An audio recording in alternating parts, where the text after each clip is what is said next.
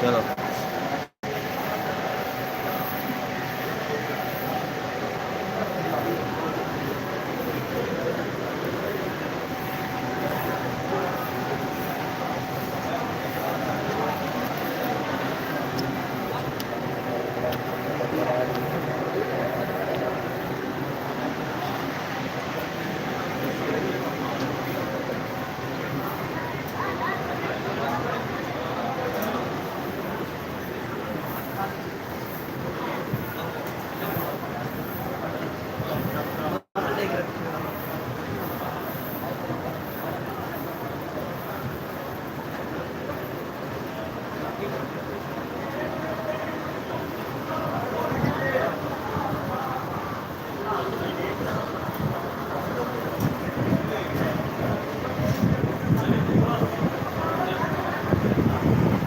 अस्सलामुअलैकुम।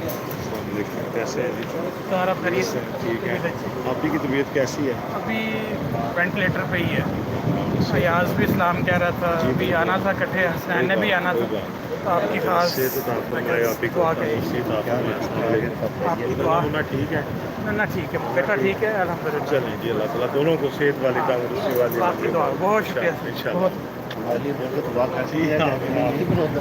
अल्लाह की खैर